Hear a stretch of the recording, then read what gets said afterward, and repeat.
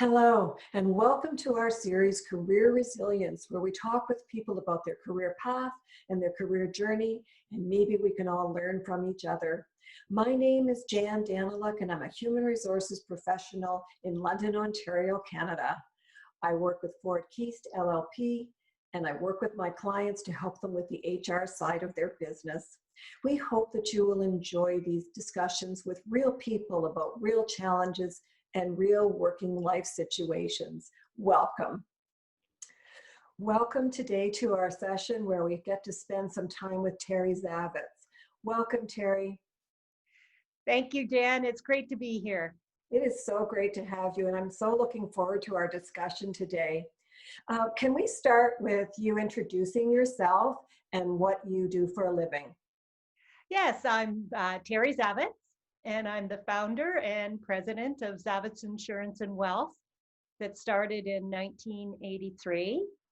And along with being the president, I am mostly a financial advisor, specializing in the insurance side of the business, both group, life, and disability insurance. I'm also a certified financial planner, a chartered life underwriter, and I'm also a trust and estate planner. Few more designations in there, but those are the big three. So what we decided we would do today is trade the stories that you and I both have about when we first started working, because we both started working approximately around the same time. So we've had similar experiences in our careers. And I thought it would be kind of fun and interesting to sort of go back and forth about our early careers. So that is our plan for today. One of the really interesting things about you and me, because we're interesting people, is that you went an entrepreneurial route and I went a corporate route. So we're going to dig into that a little bit as we get going. So as we get to the end, though, we have both agreed we're going to give a couple of pieces of advice that we have for people that are just starting out on their careers now and things to think about. And we will get to that towards the end. So does that all make sense? Makes sense to me. Okay. So I wanted to start by telling you about my original job search way back when. So I knew that I wanted to work in an office environment as in a support position, because when I looked around me, those were the jobs that I saw women in. So I thought, you know what, I can do that. So what I did, Terry, is I went around town, the town I lived in at the time, and I picked out all the buildings that I would want to work in. And I looked at each building's, in the hallway where they list the directory of the building, the building directory. And I thought, okay, I'll apply to this company, and this company. And that makes sense to me because they're in this nice building, so they can afford to pay me, because that was very important to me, that they could afford to actually pay my salary. And if they could pay the rent, they could pay me. And so I also knew that I didn't want to go for jobs that were advertised, because that would be too much competition for me with not a lot of experience, right? So I wanted to find the jobs that weren't advertised, and that's why I just applied to all those businesses. And you know what? My two major goals were to pay the rent and to wear nice clothes. So that was my major ambition at that time. And those were my driving factors. And they worked. And they worked. You know what? I got to wear nice clothes. I got a job. I had quite a few interviews, and those were interesting. At that time, most interviews tended to be men interviewing. And even the jobs I didn't get, a couple of them I got asked out on a date, even if I didn't get the job. But just so you know, I declined those dates. But, so that takes me to when I first started. So tell me about you when you first decided to get into the working world. Well, it was just so different. I can't even believe it's like your story. You can't even believe you thought that way and it actually worked out. Mine was similar in that domain, because I graduated as a music teacher and that's what I was going to do. And actually, Doug and I got married as soon as we graduated. And we bought a music studio. And to buy this music studio, we had to take out a $100,000 demand loan. Now, I didn't even know what a demand loan was. I had no idea that the interest rate changed. And it was co-signed by his mother. And so it was a 7% interest rate. Well, I was okay in the 70s. In the 80s, it went up, of course, to 22%. And we were going bankrupt real fast. So I decided that I would go out and get a job, earn income so that Doug could keep the company afloat. And during this bad time, and if you remember the 80s, that was crazy with those high interest rates. So I applied to this. I didn't even know it was really an insurance company. I applied and I didn't really even know what I wanted to do, much like yourself. I think I just wanted to support people. Anyways, it turned out to be Paul Revere Insurance, and Paul Revere was a specialty company in the field of disability, and they did not hire women. The VP at the time felt that women were mothers first, wives second, and took their career third, and he didn't want any part of that. So I went in there and he said, well, you don't even know what we are. Well, actually, my father had had an aneurysm at age 51 and went on claim. And it was with Paul Revere Insurance. So I knew exactly who they were and how the plan worked and everything else. So I recited everything back. And I was actually the second Canadian female to be hired. And my interviews were pretty wild too, asking me how I expected to work while I had children and so on. I think they were well-meaning, but I was asked one time what I was going to do if a client chased me around the desk. I didn't know how to answer that one. Well, let me tell you that when I started working, we had a manual to look at, and it described women so that, I could read it and understand where I stood. It described women as until employees. I don't know if you've heard that phrase. So no. Yes, a woman was an until employee, meaning until she got married, until she got pregnant. So, then of course the woman would go out the door, but until then they were employed. We were employed, yes. So I just remembered too, somebody going by my car and seeing 2 car seats in there because I had 2 kids at that point, and they're going, what are those? You can't do this job with children. And then I did do the job. I was lucky because I actually was good at it right from the very beginning because I understood disability insurance and I knew why people should have it. And I knew I could explain it better than anybody else ever explained it to me. So I went out and I did my thing. Well, sure enough, I am pregnant 5 years into it. Well, that got the men going. There was no way I was ever going to stay in this business. That nobody ever survived with kids, never mind being pregnant again. Wow. How did that make you feel at the time? More determined than ever I was going to make it. Okay. It didn't make me feel that I couldn't do it. I knew I could do it. And so did you start getting promotions at Paul Revere? Really, at Paul Revere, we were left on our own to do whatever we wanted to do. And within 1 year, I was already doing work through a brokerage company that, you just kind of did that pretty quiet and so on. But I'd already started doing work on my own and left to my own. And I realized actually through good advice that was given to me that just treat it as my own business, hire my own staff, which is exactly what I did. And I was the only one in the office that hired my own staff. So I was, that was my leap forward, was to realize to do that, to leverage myself through others. Yes. So my leap forward, I like that term. My leap forward was, again, I looked around and I saw that women were in jobs like human resources. And so I thought, well, you know what? I can make that. I can do that. Besides that, I absolutely loved the human resources topic. I loved everything about it. I started taking every course I could get my hands on to position myself to move into a human resources position. I was very lucky to sit down with a senior human resources person And he looked at me and he said, "What is your problem?" And I said, "Pardon? Not quite clear on what you mean there. Don't tell me that you want to get into human resources because you love people. These women come in and they sit down and they say to me, 'I love people.'"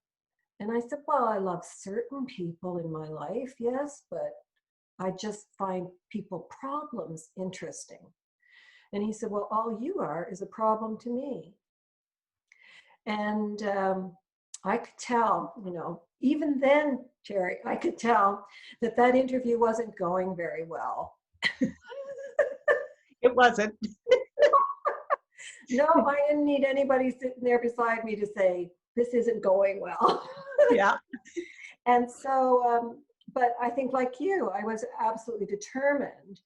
But unfortunately, he was quite a blocker for me.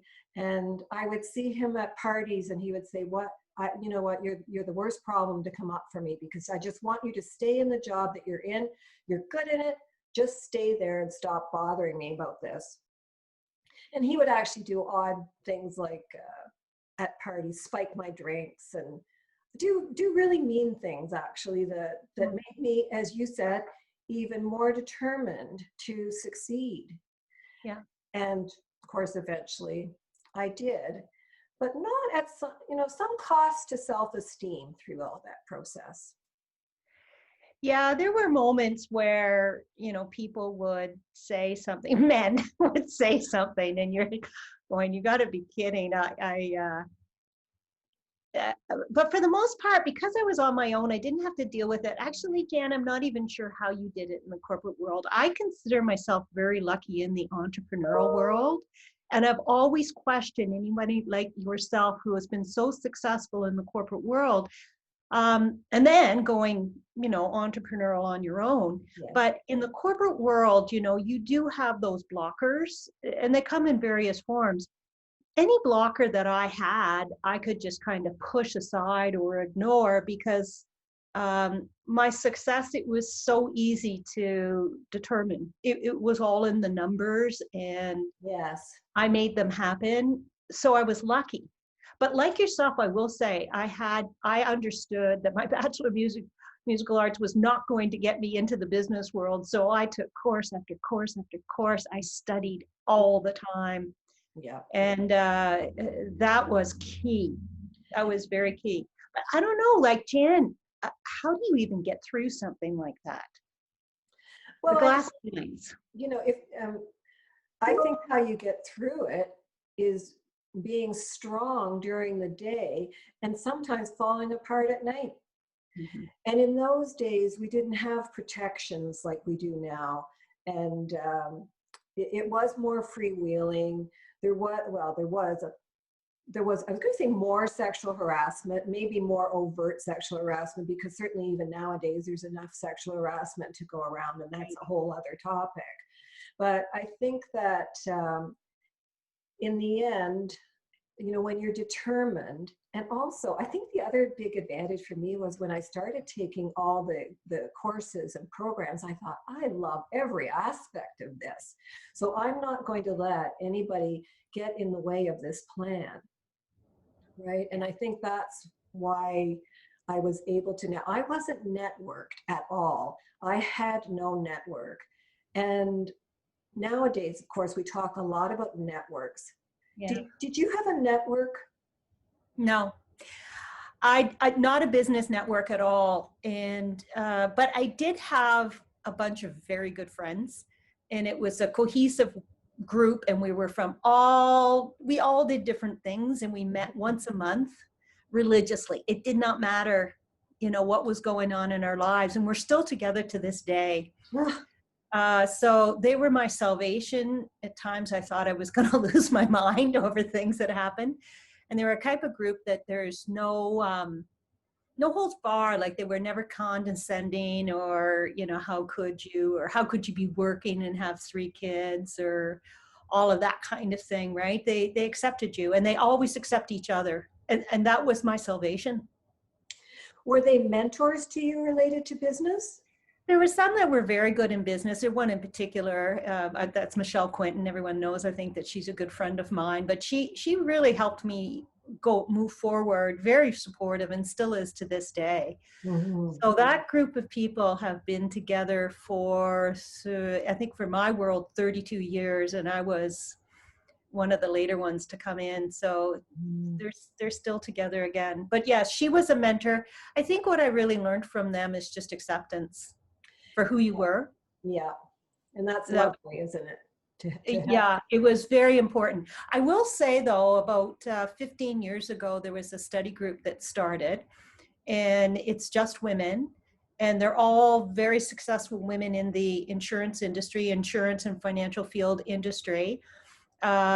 We all belong to an association that you have to be asked to belong to in Canada, related to the financial services industry, and they only have, I think it's 400 members across Canada.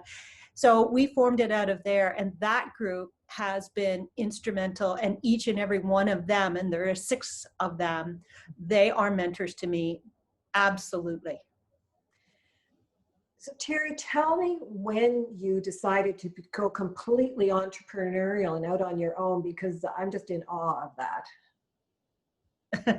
Well, I did pretty well right from the very beginning, and by about the second year, I was really on my own, even though Paul Revere was a major part of what I was doing. Um, and I just wanted the freedom of choice to do what I wanted to do. So I basically lived 2 lives. And then in 1993, the career system fell within Paul Revere. And so we were um, given independent contracts and allowed to keep our clients and all that sort of stuff. And so I went on with my business, but I had already had staff. The only thing that I didn't have was my own office space. I just went in with the Paul Revere office. But in 93, I went into my own office and then started growing from there. But I'd already grown quite a bit. I already had a couple of staff by that point. Mm-hmm, mm-hmm. And when I never really planned to be an entrepreneur, it just happened. Okay. I don't know how much you plan to be corporate or entrepreneurial. It just happens. Yes, I think you're right there. The steps happen, and the next thing you know, Yeah. depending on your path. Mm-hmm. Right. I think I was such an anomaly too, that I realized I had to forge my own path and do my own thing. I mean, if you're the second woman, and the first woman actually got pregnant and left the industry, so uh, just exactly the way they said it was going to happen. I actually stayed in and just did my own thing, worked it through myself. And I can remember, having our last child and taking 8 weeks off, and that was it. I mean, I had 2 goals: take care of him and lose the weight so I could get in my clothes again. And he just came in tow with me for quite a while because you had to keep the business going. What I said before about looking around, and what in my career, I would look around and see where women were and think, okay, I can go in that direction because there's women there. And I think that that is one of the huge things to think about when we talk about diversity and reflecting the community we serve. And that's why I can relate to anybody who is sort of on the lower end of being accepted. And frankly, I mean, I think we can safely say that we were on the lower end of being accepted. My darkest moments when I realized either I wasn't treating staff right or didn't realize that I wasn't moving them to a point where they could really excel in their job. It was more the management, Jann, because I didn't have that experience. I didn't have that knowledge. Everything I learned by mistakes. And I think about some of the great people that I've had the privilege to work with, and I think, I wish I'd been more supportive to them or paid more attention to where they are at. And I wish that for women in general. And I wish that Cheryl Sanders, Lean In, had written that book when I had started in the business, because I know it would have been a big influence on me about supporting others, not just myself. Yes. But to be Well, honest, in the beginning, it was all about me and making that business work. yeah, I think that is a fascinating thing to mention, though, which is the people management aspect, because we all recognized in our careers there was a moment where we had to make that move into people management, either through yourself because you were an entrepreneur and you couldn't do it all yourself, or myself because I could recognize that that was the step I had to take. And also in human resources, I decided to leave human resources for quite a few years to go into management because I didn't want to, I always knew I would come back to human resources, but I didn't want to not live the experience of being a people manager and starting to practice some of the things I was preaching so that I could relate to both the manager and to the employee. But oh my goodness, there were times as a people manager that even now I cringe at Yeah. things I said or did to my employees, because even though we take courses, we don't take that many courses in how to be a people manager, especially when we're in a hurry and trying to do the job. But you know, you reminded me when I was coming up, one of the comments was, never work for a woman. There were times that was probably true for me. But I wouldn't say that actually overall. I think working for women is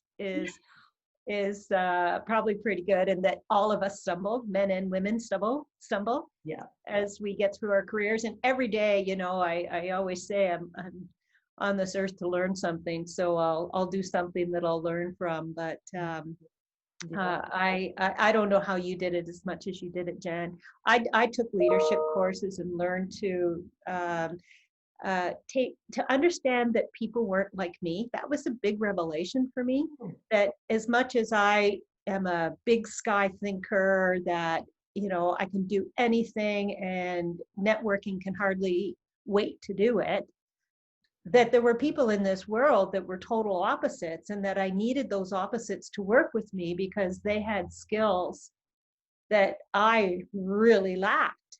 Mm-hmm. And where my business really excelled is when I learned that and had a good team put together that had different skill sets than what I did. Yeah. And just to learn to love them, even though you wonder where their head's at sometimes, they were right and I wasn't right. Yeah. Yeah. I think we learned so much from the people that report to us. And what Yeah. happens with me, and always has, is I become very fond of the people that I work with, men and women, actually. I'm not trying to say that men were a blocker throughout. I've worked with some amazing men, as I know you have. Yeah. But I've been blessed with that ability to become very fond of people that work with me, and partnering with them is so exciting to me that I think that that's probably one of the things I learned in that period of time that I took off from HR to just focus on products and being a manager of people that sold products and so on. But so I wanted to ask you too, you brought your daughter into the business. Yeah. So tell me what that was like for you. Well, I should probably clarify, I didn't bring her in. I had no intention for her to come here at all. And personally, she had said to me many times she was never going to come into this company. You know, she just thought all I did was, you know, on the phone, people, paper, all that sort of stuff, and that didn't interest her at all. But she was going to China with a friend to teach English after university, and the friend backed out, and she didn't quite know what she was going to do, but she was working as a receptionist in my office for the summer just to get money for the summer. And I'll never forget it. It was August, and she said, I think I'd like to stay here and learn more about the business. I was totally shocked. So I said, you can stay, like you can be in this business, but you can't be in this business with a Bachelor of Commerce. That doesn't teach you what you need to know for insurance and financial planning. You need to go to school, and Fanshawe has a fabulous program in financial services. And to this day, I still think it's a fabulous program. In fact, you can take the finance right up to degree point now, which is unbelievable, but and it should be there. Anyway, she did. So she worked part-time and then went to school too. And And then I was scared. I didn't, like she was quite young still, and all the years of teenagehood where they're right and you're wrong is still there. And I wondered how this was all going to work, but you just kind of go along with it, and it worked. And I could see that she had the skills, all these things that the teachers complained about her all through school, like you talk too much and you're too social, was absolutely what she needed for this career.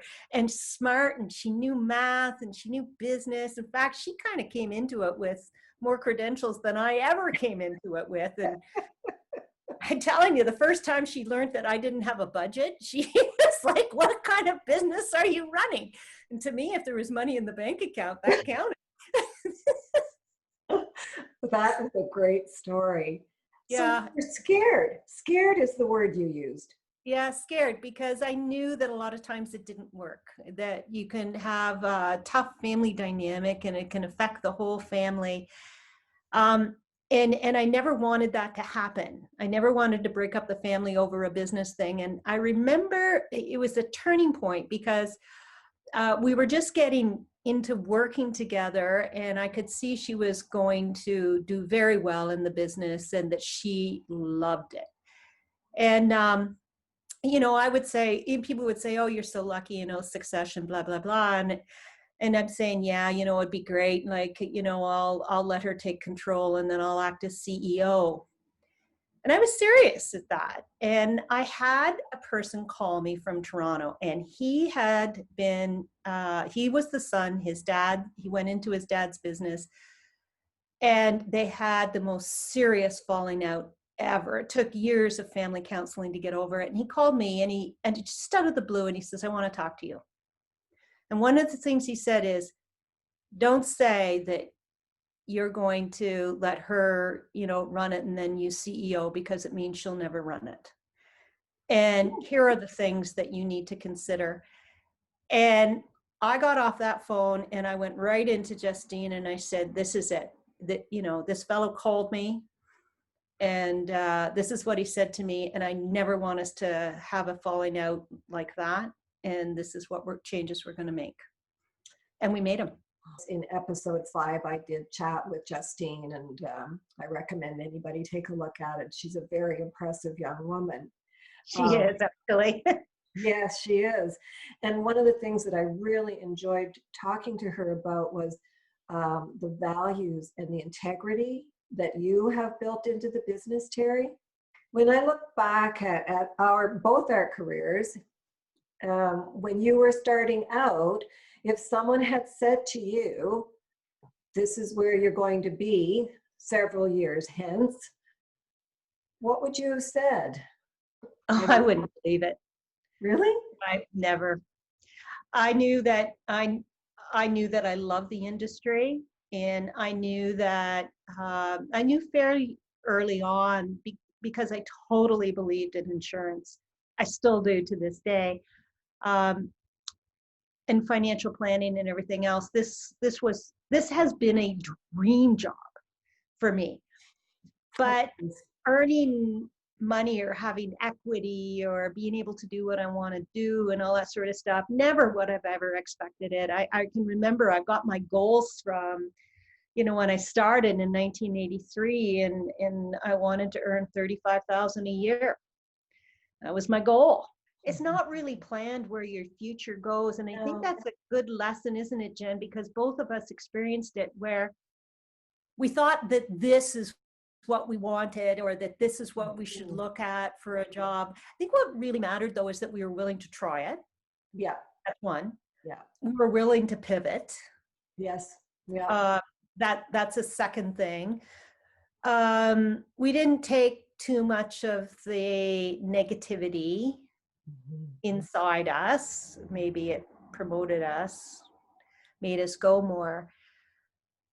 But, isn't that a lesson too for young people today, who suffer from inactivity because they don't know what they want to be or whatever? And I keep saying, it doesn't matter. Just go out and, first of all, get your degree diploma. That's the first thing you've got to do. Try it and then start moving around, because you figure it out. You can't figure it out thinking about it.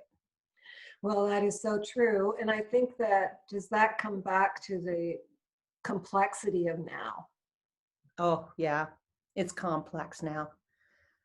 It's Mhm. complex. You just have to try things. Even if I look at my kids, Jann, none of them ended up in the career that they graduated for. Mhm. None of them did. Yeah. So, be free to move around, and don't think because you get out and you got your degree that you either A, can't find a job in your field, or B, you don't like your field. Because I can tell you, I did not like music teaching. Oh, really? Yeah. Well, this is a great hobby. It's a lousy occupation though. And yeah, just figure it out as you go on, and don't be too hard on yourself. Are you saying, Terry, that if interest rates hadn't escalated and you hadn't found yourself in some financial difficulty in your music business, you'd potentially still be doing music?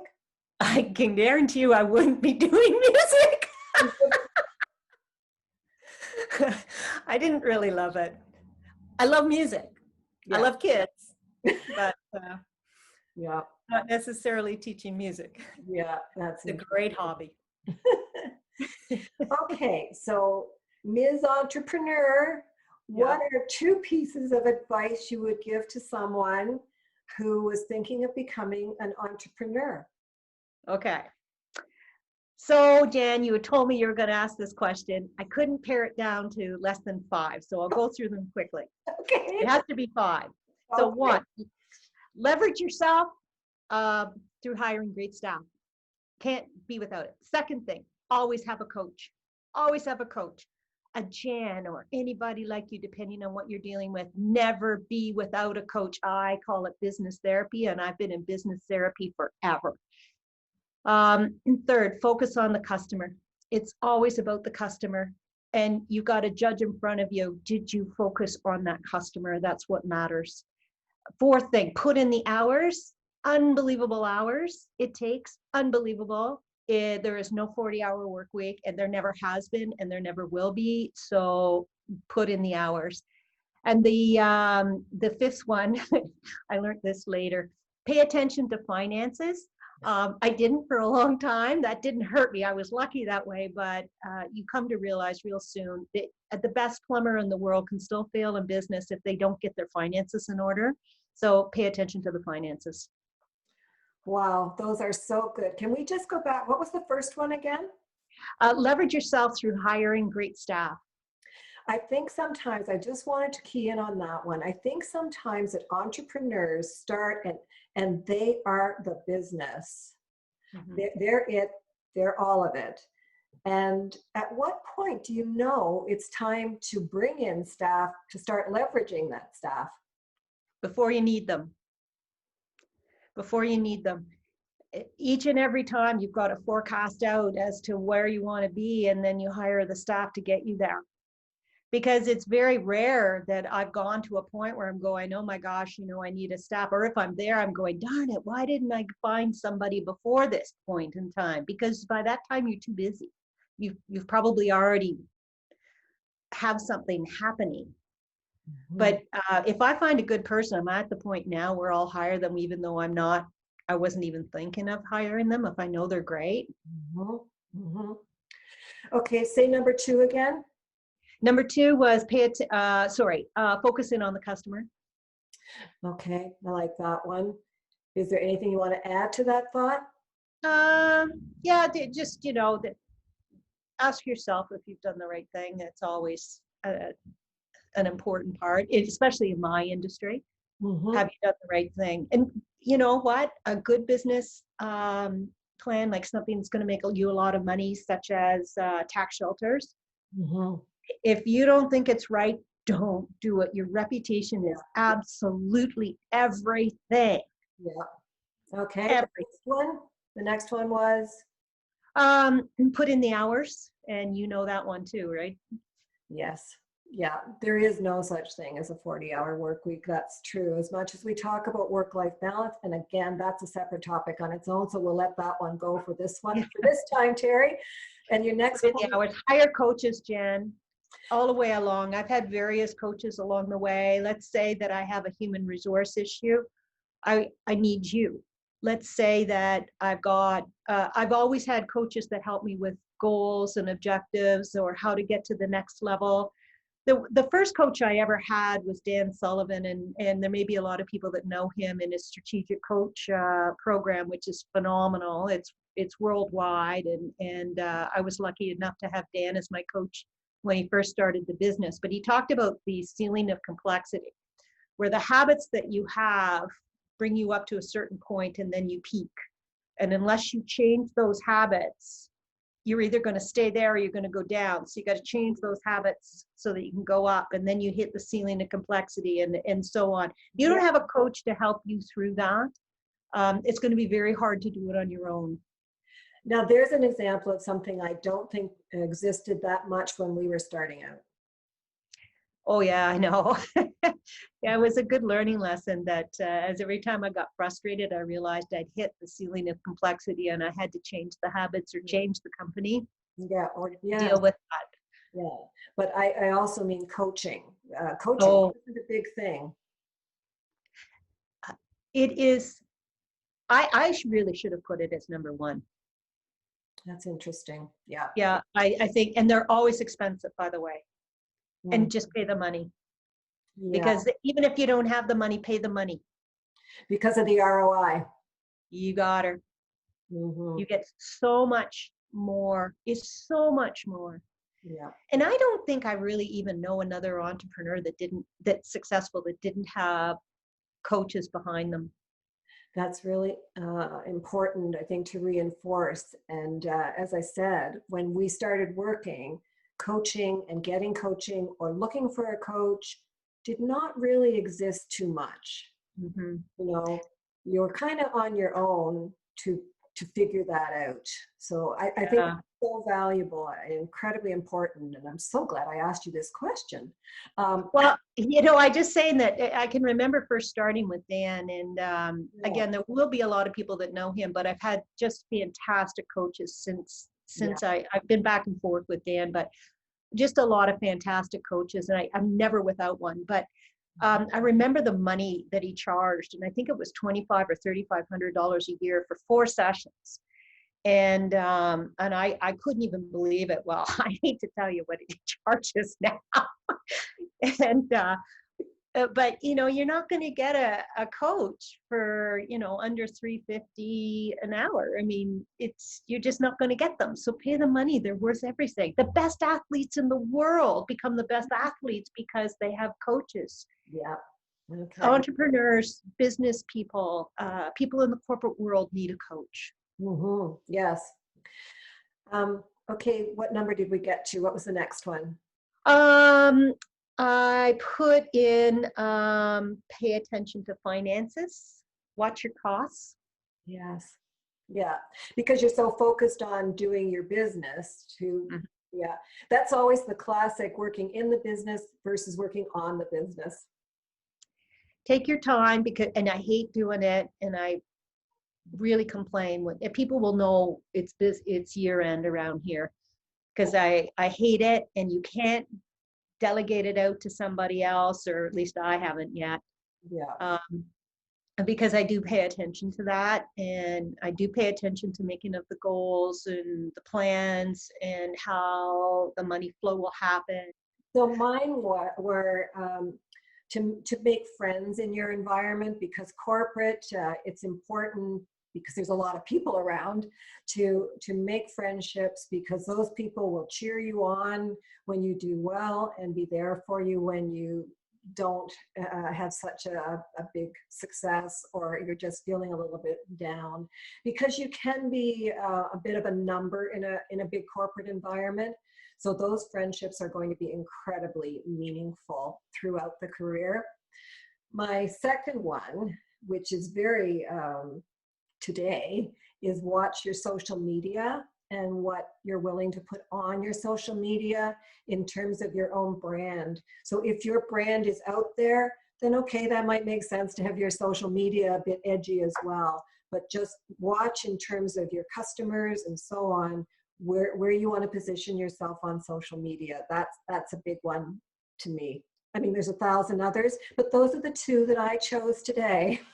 Yeah, I agree with you so much. And, the part about having friends in the business is critical.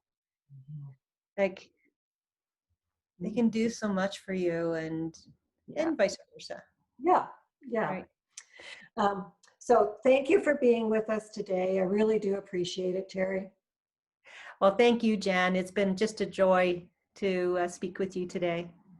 And to our viewers and our listeners, thanks so much for joining Terry and me today. It was so much fun to talk about the old days and the new days. And I hope you enjoyed it as much as we did. And until we meet again, thanks very much.